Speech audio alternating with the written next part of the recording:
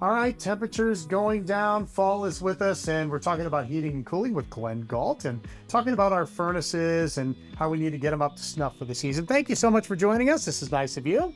Thanks for having us. This is, now I know there are people out there, I know it, that have not turned on their furnace yet. They're gonna wait until the very last minute to save a few bucks, but you say that may not be the best idea, right?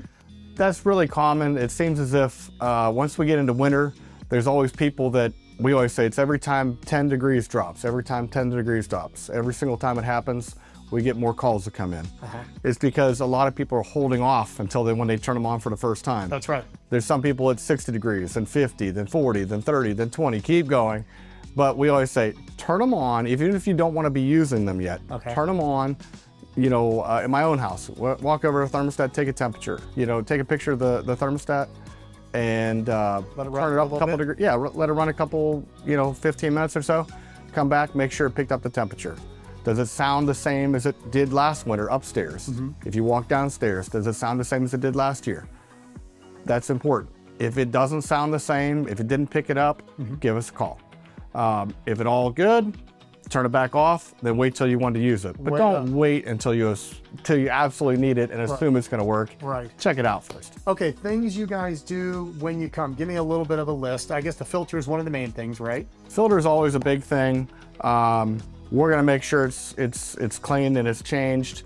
But if it hasn't been, we're gonna do it for you. When we're gonna come by, we're gonna make sure all the sensors are clean. You know, all these modern day furnaces, they have way more sensors in them. It's a good thing. They're making sure that you're safe, but there are way more things that can get contaminants on them and give you problems. I saw in the latest Metro Monthly magazine, people write dates on their filters to remind them when they put it in and when to take it out and stuff like that. Yep, just like the appliance you see over here. If you were to pull it out a little bit, you'd see the date on the filter. We always recommend write the date on it because you're not going to remember it. Maybe a month later, 6 months later, you don't remember the day you changed it. But if you write the date on it, that helps out. What happens when the filter gets really bad? Like, say I forget. What is it, kicking the furnace off? What kind of problems do I have when that happens? So yesteryear's furnaces, what they would actually do is the appliance would just get way too hot and it would shorten the life of the furnace. Now they have more sensors in them, so it'll actually not allow it to get too hot. It'll actually just shut it down. Once it does it so many times, you'll actually make it go into what they call a lockout. You're eventually going to have no heat. You know, it also isn't going to heat the house as well as it should, and your run times are going to be different until it's changed. Speaking of sensors, you have new technological advances in this industry now, like all industries, but you have some really neat things that teach you how the furnace is running, right? Correct.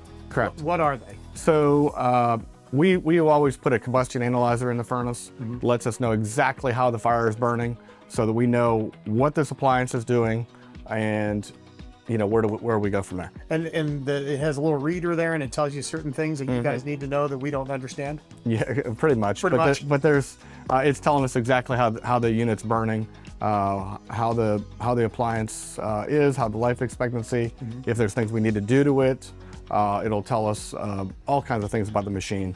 But kind of like taking your car to the shop, they'll hook your car up to a computer. We do the same thing now with your HVAC equipment. Last question, and a good reminder, if you don't have the old dial thermostat now, they're digital and they have batteries, and sometimes the batteries are bad too, right? Correct. Some of them are hardwired where they don't need batteries. A lot of them have batteries. That is another big thing. If you walk over to that screen and you see a battery symbol that says low or anything like that, or the screen is a little more dim than it used to be, let's throw fresh batteries in it now before it gets super cold out. You know, we always get that where people decide to do it at 10 o'clock at night, whatever it is, they put them in backwards. You know, stuff like that. All the time. Thank you, sir. Good job. No problem. Thank you. Don't forget, call them, get them scheduled, 330-568-7076. Get them out there before you really need it this fall. It gets cold in Ohio. That's how it goes. Thank you.